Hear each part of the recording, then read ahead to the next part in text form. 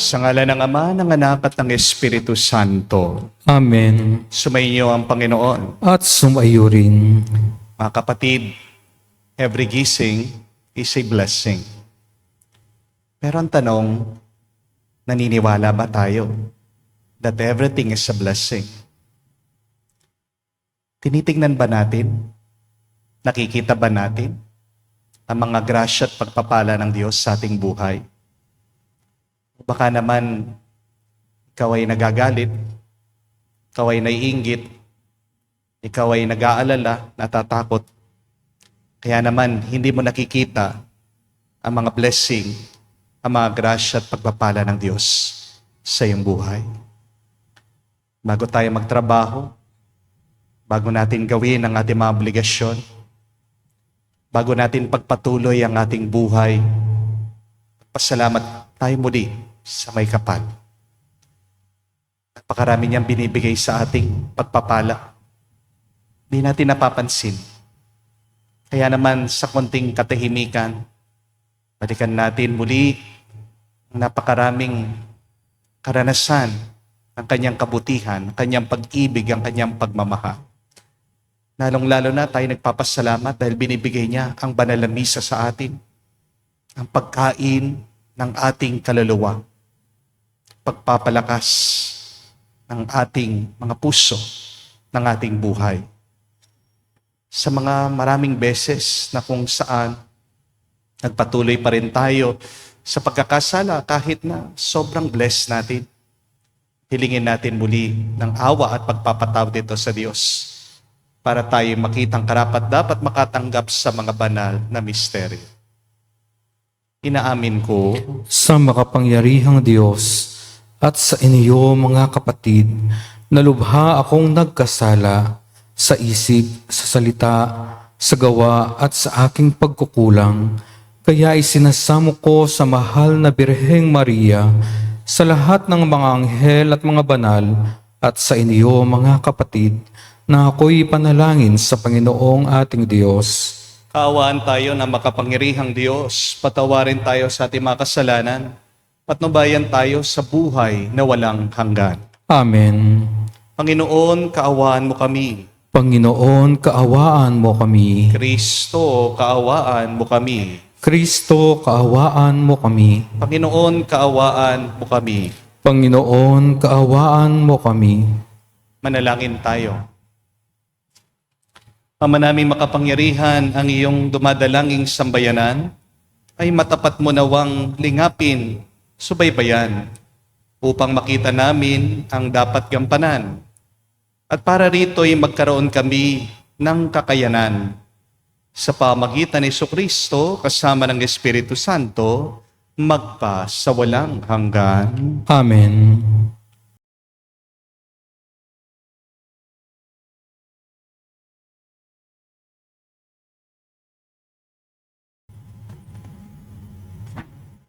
Ang simula ng unang aklat ni Samuel. Sa Ramataim Sophim, isang maburol na lugar sa Ephraim, ay may nakatirang lalaki na Elkana ang pangalan. Siya'y anak ni Jeroham at apo ni Elio, na anak ni Tohu at Aposof na Efrateo. Dalawa ang asawa ni Elkana, sina Ana at Penina. May mga anak si Penina, ngunit si Ana ay wala. Taon-taon pumupunta si Elkana sa Silo upang sumamba sa Panginoon sa lugar na pinaglilingkuran ng mga anak ni Eli na sina Ofni at Phineas bilang mga saserdote. Tuwing maghahandog si Elkana, binibigyan niya ng tig-iisang bahagi si Penina at ang mga anak nito. Ngunit kay Ana, bagamat mahal niya, ay isang bahagi lamang ng handog ang ibinibigay niya sapagkat wala itong anak.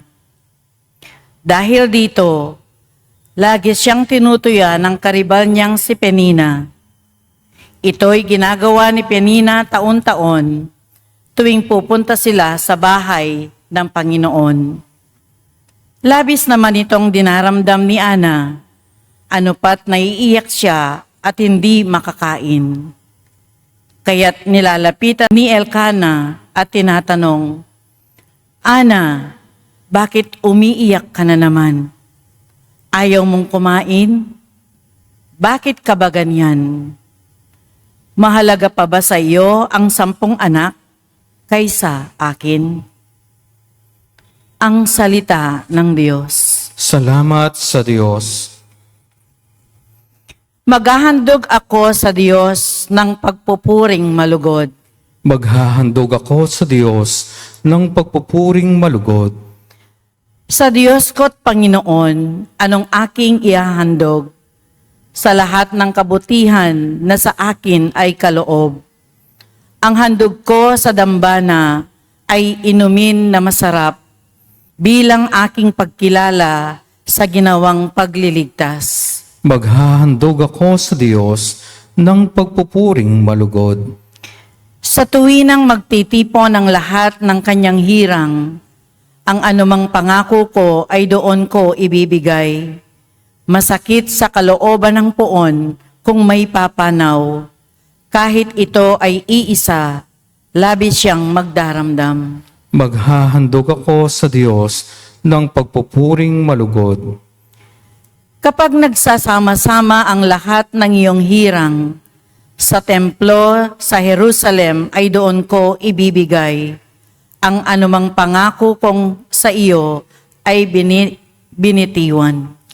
Maghahandog ako sa Diyos ng pagpupuring malugod.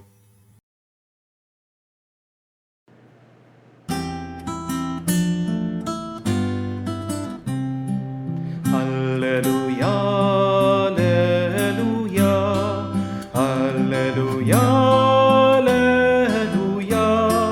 alleluia, alleluia,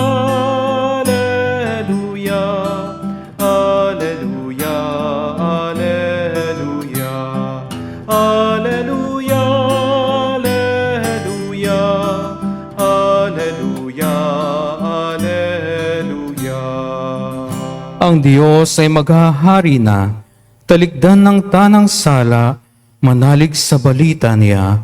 Alleluia, alleluia. Sumainyo ang Panginoon. At sumaiyo rin. Ang mabuting balita ng Panginoon ayon kay San Marcos. Papuri sa iyo, Panginoon. Pagkatapos dakpin si Juan, si Jesus ay nagtungo sa Galilea at pinangaral ang mabuting balita mula sa Diyos. Dumating na ang takdang panahon at malapit na ang paghahari ng Diyos. Pagsisihan ninyo at dalikdan ang iyong mga kasalanan at maniwala kayo sa mabuting balitang ito. Samantala naglalakad si Jesus sa tabi ng lawa ng Galilea, nakita niya magkapatid na si Simon at Andres na naghahagis ng lambat. Sila'y mangingisda. Sinabi ni Jesus, sumama kayo sa akin at kayo'y gagawin kong mamalakaya ng tao. Pagdakay, iniwan nila ang kanilang lambat at sumunod sa kanya. Nagpatuloy siya sa paglalakad at sa di kalayuan ay nakita niya ang magkapatid na Santiago at Juan, mga anak ni Zebedeo. Sila'y nasa kabilang bangka at naghahayuma ng mga lambat. Tinawag din sila ni Jesus at sumunod naman sa kanya. Iniwan nila sa bangka ang kanilang ama, kasama ng mga taong upahan. Mga kapatid, ang mabuting balita ng ating Panginoon. Pinupuri ka namin, Panginoong Hesukristo. Magandang araw po muli sa inyong lahat. Isa po sa pinakadahilan, bakit maraming tao ngayon ang hindi masaya? Hindi dahil kulang sila sa biyaya, kung hindi dahil nakatuon sila palagi sa kulang. Maraming tao ang nakatingin hindi sa meron, kung hindi sa wala. Amen? Remember, my dear friends, you may be sad now, not because of your lack of blessings, but you may be depressed because you keep on focusing on what is missing. May tao, sinasabi niya, Father, may trabaho naman ako, pero hindi ko gusto. Meron nagsasabi, may asawa naman ako, pero hindi siya perpekto. May anak naman ako, pagkatigas-tigas ng ulo. Buhay pa naman ako, pero ang dami kong problema. Napansin nyo, may pero agad pagkatapos ng biyaya. Kaya nga, tandaan niyo po, mga kapatid, ito pong 4 na paalaala. Kapag masyado ka nang nakatingin sa mga missing kesa sa iyong mga blessing. Una, ang problema ay hindi naman sa kakulangan ng biyaya. Ang problema ay yung direksyon ng iyong tingin. Para po si Hana sa unang pagbasa, may asawa siyang nagmamahal sa kanya. May tahanan siya. Nakakasamba siya sa Diyos. At binibigyan pa daw siya ng 2 parte ng pagkain kapag sila ay sumasamba. Pero araw-araw, narinig natin na palagi daw siyang umiiyak. Bakit? Dahil palagi yan nakikita yung wala siyang anak. At kapag ang mata mo nakatutok palagi sa kulang, kahit na pagkadami-dami pa ng biyaya na binigay ng Diyos sa iyo, parang hindi pa rin sapat, di po ba? Para mga Pilipino sa ibang bansa, napakataas na ng sahod nila, nakakapunta pa sa mga magagandang lugar. Pero kapag kukumustahin mo yung mga ibang OFW, malungkot pa rin. Bakit? Ano nirereklamo? Hindi daw makakain ng tuyo dahil bawal pong magluto ng tuyo. Nagrereklamo po yung mga Amerikano, yung mga foreigner. Namimiss din daw po ang kanin sa Pilipinas. Nakaka-depress daw po yung snow. Tingnan nyo na, walang kwenta yung blessing kapag palagi kang nakatingin sa missing. Pero pangalawa, tandaan niyo po ito. Ang kulang ay palaging maingay. Pero ang biyaya ay tahimik. Ang kulang ay sumisigaw. Pero ang biyaya, madalas, bumubulong lang. Minsan, mas mabilis mo pang napapansin, wala kang pera. Kaysa sa lakas ng iyong pangangatawan. Mas ramdam mo ang pagkukulang ng mahal mo. Kaysa dun sa presensya niya, araw-araw, oo, niloko ka, pero hanggang ngayon, nandyan pa rin siya, ikaw pa rin ang inuuwian. Kaya nga, ang malungkot na kwento, meron pong mga taong buhay ang kanilang mga magulang, pero hindi nila pinapansin ang mga ito. Meron mga magulang, meron naman silang anak, pero palagi silang nagrereklamo tungkol sa kanila. Meron taong may tahanan na, pero hindi pa rin makontento kasi napakaliit daw nito. Mga kapatid, madalas ang mga pinagpapala ng Diyos ay yung mga tahimik at nagpapakumbaba. Di po ba? What blocks your blessing sometimes is your complaining. If you will just be humble enough, if you would just be patient enough, wait, show that you're trusting the Lord, and God will surprise you. Amen? Dahil ang ating Diyos na mapagmahal, nagbibigay ng grasya, simple at tahimik lang. Kaya tandaan niyo po ito. Kung nakikita mo pa na tumatawag sa iyong cellphone ang nanay mo, blessing yan, magpasalamat ka. Kung nakakausap mo pa ang tatay mo, blessing yan, magpasalamat ka. Kung nag-aasaran pa kayo ng mga kapatid mo sa messenger, sa GC nyo, blessing yan, magpasalamat ka. Kung naalala pa ng lolo at lola mo ang pangalan mo, blessing yan, magpasalamat ka. Kung kinukumusta ka pa ng kaibigan mo, blessing yan, magpasalamat ka. Kung may nagdadasal pa para sa iyo, blessing yan, magpasalamat ka. Kung may nagte-text pa sa iyo, tinatawagan ka, kinukumusta ka, blessing yan, magpasalamat ka. Kasi isang araw, darating din, mawawala lahat ng yan. Amen? Appreciate what you have. Because God gives more to people who appreciate what they have. Amen? Isang araw, makikita mo, mawawala lahat ng tao sa iyong buhay at magiging mag-isa ka na lang. Sana wag mong hintayin ang araw na yon bago ka magsisi na sana noon pa man ay naging masaya ka na. Maging masaya ka na ngayon dahil walang tao ang hindi pinagpapala ng Diyos. Amen? Pangatlo, kapag mali ang focus, mali din ang pakiramdam. Kung sa kulang ka nakatingin, anong mararamdaman mo? Inggit, galit, reklamo, lungkot.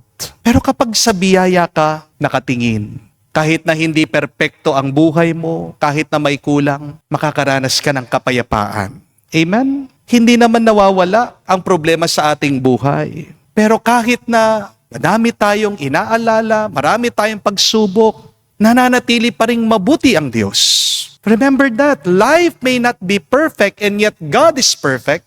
Your life may be bad now and yet God still give us good graces. Amen? Basta mahalaga, hindi ka pa nalulunod sa iyong mga problema. At kung magtitiwala ka sa Kanya, hindi ka talaga niya papabayaan na malunod, masawi at mawala. Di po ba? Tandaan niyo po, ang ating mga mata ay pintuan ng ating mga kaluluwa. The eyes are the windows to our soul. Kaya kung saan mo tinututok ang mata mo, diyan ang pinapapasok mo sa iyong kaluluwa. See blessings, you will feel blessed. Amen? Pangapat po at kahuli-hulihan. Ang tunay na pasasalamat ay hindi naghihintay ng kompleto. Marami po nagsasabi, papasalamat ako kapag sinagot na ang aking panalangin, kapag okay na ang lahat. Pero ang pasasalamat, hindi po premyo sa dulo. Ang pasasalamat ay disiplina sa gitna. Magpasalamat ka kahit na may kulang. Magpasalamat ka kahit na may hinihintay ka. Magpasalamat ka kahit na may sakit ka, may problema ka, o kahit na marami ka pang tanong sa Diyos. Dahil kapag marunong ka magpasalamat sa Diyos, mas napapansin mo kung gaano ka pinagpapala ng Diyos. Remember that gratitude and thanksgiving opens your eyes to God's blessing. Mga kapatid, focus on your blessings, not on what's missing. Hindi ibig po sabihin nito na baliwala na yung sakit mo. Hindi ibig sabihin nito na magbubulag-bulagan na lang tayo sa ating mga problema. Ang ibig sabihin lang nito, hindi natin hahayaan ang mga kulang sa ating buhay na nakawin, sirain, yung tuwa na meron na tayo. Kaya lang naman, ikaw palagi nalulungkot, nadidepress. Palagi mong tinitignan yung wala. Yan ang nakakasira sa iyong galak at kapayapaan. Amen? Baka hinahayaan ka ng Diyos sa magkaroon ng mga problema. Hindi para saktan ka, pero para ipaalala sa iyo na kailangan ka pang kumapit sa Kanya. Amen?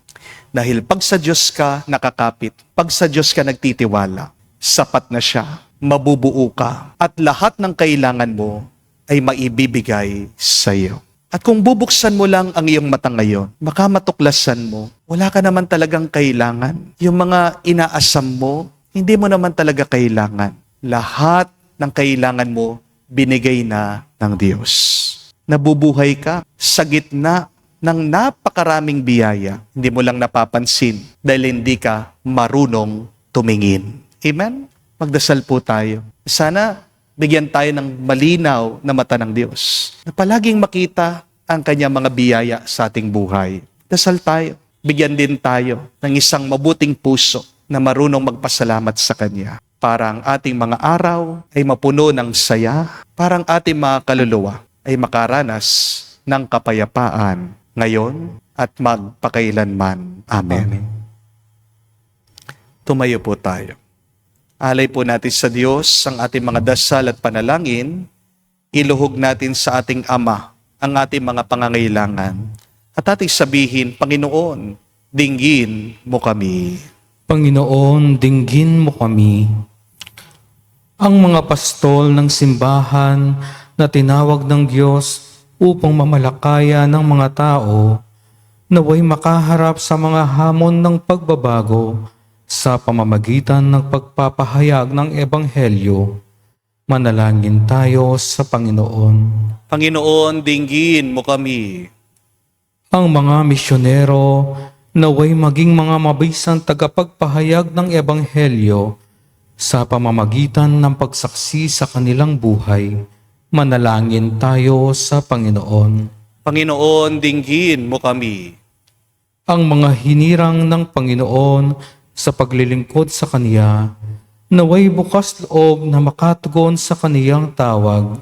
Manalangin tayo sa Panginoon. Panginoon, dinggin mo kami. Sa katahimikan po ng ating puso, manggitin natin sa Diyos ang ating mga personal na pangangailangan.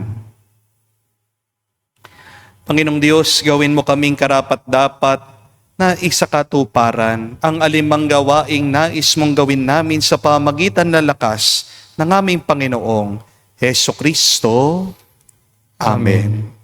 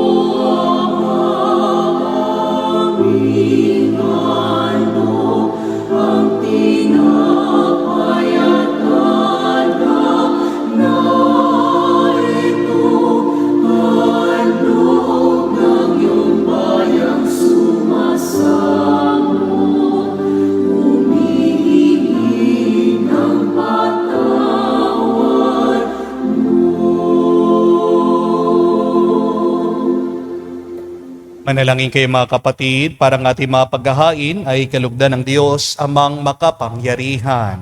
Tanggapin nawa ng Panginoon itong paghahain sa iyong mga kamay sa kapurihan niya at karangalan sa ating kapakinabangan at sa buong sambayanan niyang banal. Ama naming lumikha, ang paghahain ito ng iyong sambayanan ay iyong marapatin ngayong paunlakan. Pakundangan dito, mapasa amin nawa ang iyong kabanalan at ang masugid naming dalangin ay iyong pagbigyan. Sa pamagitan ni Jesucristo kasama ng Espiritu Santo, magpa sa walang hanggan. Amen. Sumainyo ang Panginoon. At sumaiyo rin. Itaas sa Diyos sa inyong mga puso at diwa. Itinaas na namin sa Panginoon. Pasalamatan natin ang Panginoong ating Diyos. Marapat na siya ay pasalamatan. Ama naming makapangyarihan, tunay nga marapat ikaw ang aming pasalamatan. Sa pamagitan ni Jesucristo na aming Panginoon, kinalugod mo sa Kanya'y baguhin, mabuti ang lahat, at sa pamagitan niya aming tinanggap ang iyong abot-abot na kaloob at paglingap. Kahit na siya ay hindi naiiba sa iyo, minabuti niyang maging di na rin naiiba sa mga tao. Hamak siyang tulad namin sa kamatayang totoo. Noong inihain niya ang sarili niyang kami makasundo mo, kaya naman iyong idinangal siya at iyong tinampok upang sa lahat siya'y manguna. Ngayon, lahat nga sa Kanya'y nakikiisa ay talagang magkakamit ng iyong buhay at ligaya. Kaya kaisa na manghel nagsisiawit ng papuri sa iyo nang walang humpay sa kalangitan, kami nagbubunyi sa iyong kadakilaan.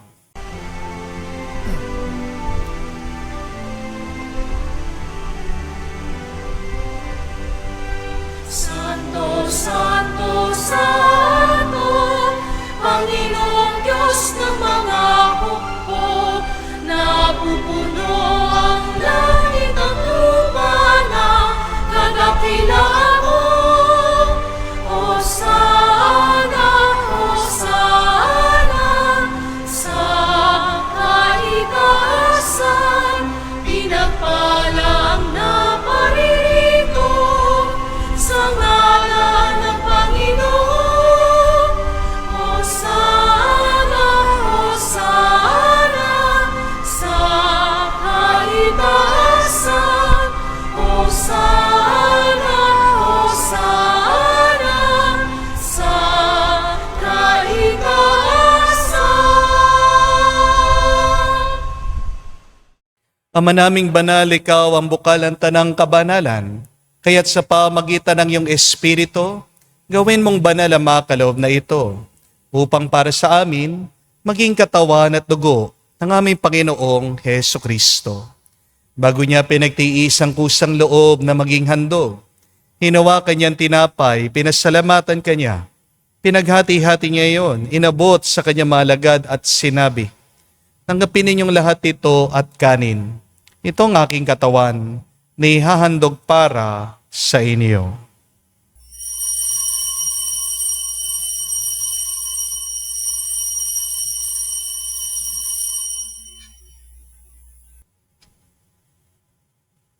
Gayon din naman na matapos ang hapunan, hinawakan niyang kalis, muli kanyang pinasalamatan. Nabot niyang kalis sa kanyang malagad at sinabi, "Tanggapin ninyong lahat ito at inumin. Ito ang kalis ng aking dugo, ng bago at walang hanggan tipan, ang aking dugo na ibubuhos para sa inyo at para sa lahat, sa ipagpapatawad ng mga kasalanan. Gawin ninyo ito sa pag-alaala sa akin."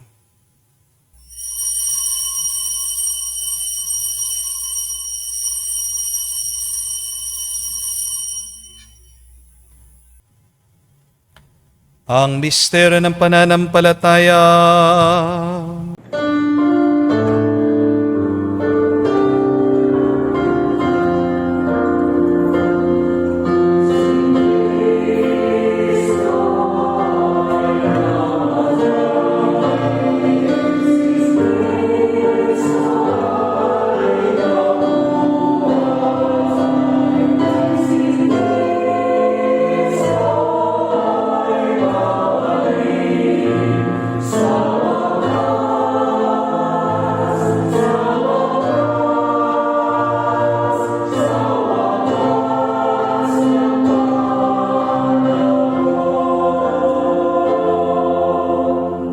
Ama, ginagawa namin ngayon ang pag-alaala sa pagkamatay muling pagkabuhay ng iyong anak.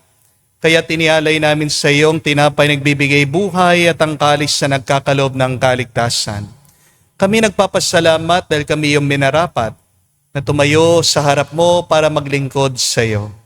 Sinasamo namin kami magsalo-salo sa katawan at dugo ni Kristo ay mabuklod sa pagkakaisa sa pamagitan ng Espiritu Santo. Ama, lingapin mong iyong simbahan laganap sa buong daigdig. Puspusin mo kami sa pag-ibig. Kaisa ni Leon ang aming Santo Papa, si Florentino, aming Arsobispo ng Tanang Kaparian. Alalahanin mo rin ang aming mga kapatid na nahimlay. May pag-asang sila'y muling mabubuhay. Ngayon din naman lahat ng mga pumanaw. Kawan mo sila't patuloyin sa iyong kaliwanagan. Kawan mo at pagindapatin kaming lahat makasalo sa iyong buhay na walang wakas. Kaisa na mahal na Birhen Maria, Ina ng Diyos. Kaisa ni San Jose ang kanyang malwalhating esposo. Kaisa na mga apostol, lahat ng mga banal na namuhay dito sa daigdig na kalugod-lugod sa iyo. May pagdiwang nawa namin ang pagpupuri sa ikararangal mo sa pamagitan ng iyong anak aming Panginoong Heso Kristo.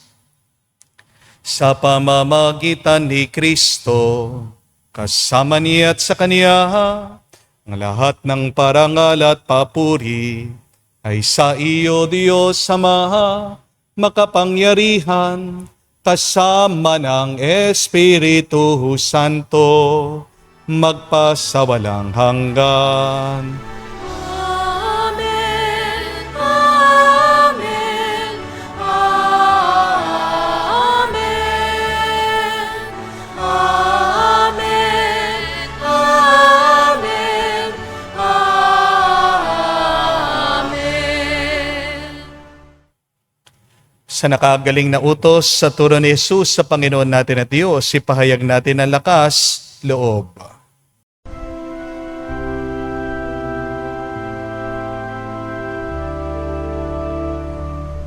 Ama namin, sumasalangit ka, sambahin ang ngalan mo, mapasa amin ang kaharian mo, sundin ang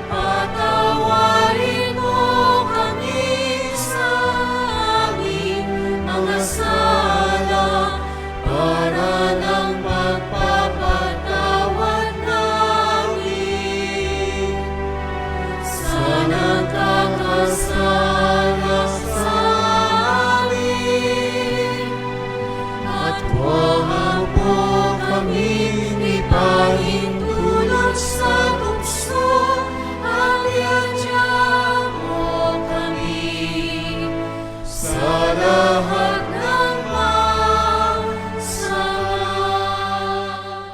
Hinihiling namin kami adya sa lahat ng masama, pagkalooban ng kapayapaan araw-araw, iligtas sa kasalanan, ilayo sa lahat ng kapahamakan.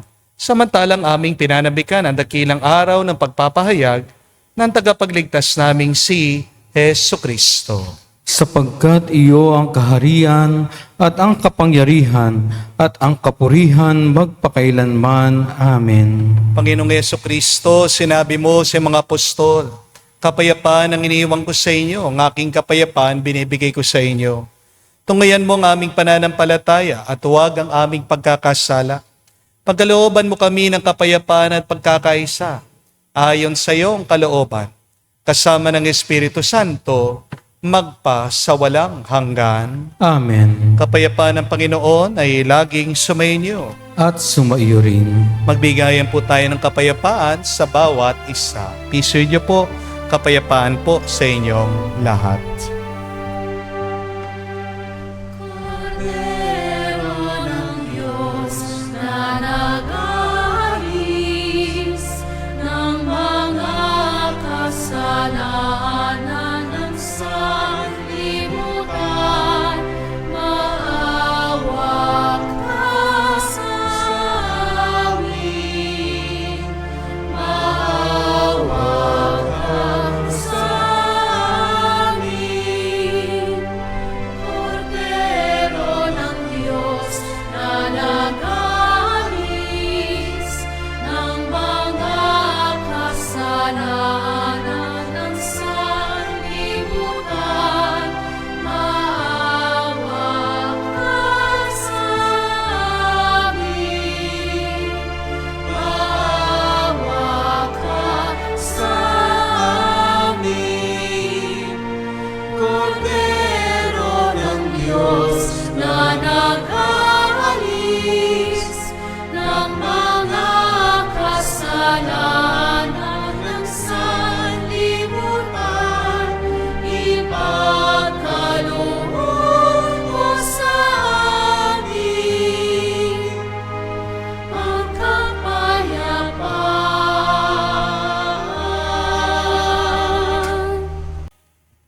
Mga kapatid, naririto ang ating Panginoong Jesucristo, ang Kordero ng Diyos. Siya nag-aalis sa mga kasalanan ng sanlibutan. Mapalad tayong lumalapit sa biging ng Kordero. Panginoon, hindi ako karapat-dapat na magpatuloy sa iyo, ngunit sa isang salita mo lamang ay gagaling na ako. Make me a servant, humble and meek.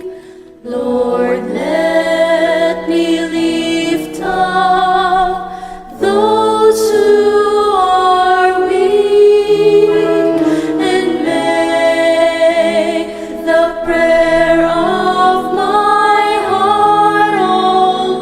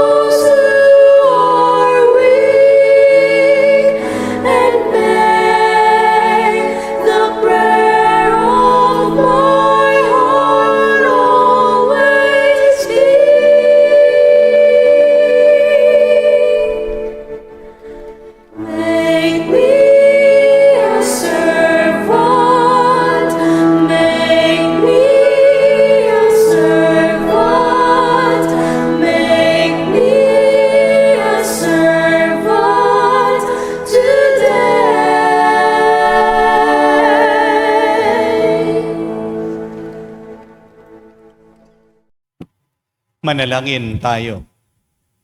Ama naming mapagmahal, hinihiling namin kami pagbigyan, pakundangan sa iyong dulot na pakikinabang. Pagkaloob mong ikaw ay aming paglingkuran, sa pamumuhay namin sa paraang iyong kinalulugdan. Sa pamagitan ni Jesucristo kasama ng Espiritu Santo, magpa sa walang hanggan. Amen. Apat na paalaala po sa atin. Kapag napapansin nyo na, palagi kayong nakatingin sa missing instead sa inyong mga blessing. Una, ang problema ay hindi ang kakulangan ng biyaya, kundi ang direksyon ng iyong tingin. Magandang itanong yan. Ano bang palagi kong napapansin, tinitingnan sa aking buhay? Ang mga mabubuti o ang mga masasama? Pero pangalawa, ang kulang ay laging maingay. Ang biyaya ay laging tahimik. Huwag mong pansinin yung ingay. Dahil kapag nananatili ka sa ingay, diyan gumugulong yung isip at puso. Paano mo makikita ang biyaya sa katahimikan? Magpakumbaba ka. Magpasensya ka. At lalong-lalo na magdasal ka. Pray. And in that prayerful silence, God will speak to you because God speaks to us in silence. At pangatlo, kapag mali ang focus mo, mali din ang pakiramdam mo. Ang mata natin ay ang bintana sa ating kaluluwa. See blessings and you will feel blessed. Pang-apat, ang tunay na pasasalamat ay hindi naghihintay ng kompleto. Kahit na marami ka pang pagsubok ngayon sa buhay, pasalamat ka na. Dahil hindi ka bibigyan ng Diyos kung hindi mo na-appreciate, hindi mo pinapahalagahan, kung hindi mo pinapasalamatan ang mga tinatanggap mo sa Kanya. Wala namang puntaong hindi pinagpala. Lahat tayo may sarili tayong pagpapala, bendisyon at grasya. Kaya naman, sa pagbabalik natin muli sa ating mga trabaho, obligasyon, sa ating mga bithiin sa buhay, huwag mong kalimutan na focus ka palagi kay Lord. Baka tinatawag ka ng Panginoon, pero masyado ka nabibingi, nabubulag sa Kanya, dahil palagi kang nakatingin sa iyong mga problema. Focus ka lang kay Lord. Pag kay Lord ka, makikita mo, aapaw ang mas marami pang pagpapala at grasya. Hindi ka niya pababayaan. Sumainyo ang Panginoon. At sumaiyo rin. At kayo'y pagpalain ng Diyos makapangyarihan sa lahat, sa ngalan ng Ama, ng Anak, ng Espiritu Santo. Amen. Ang ating misa ay natapos na. Humayo kayo sa kapayapaan ni Kristo. Salamat sa Diyos.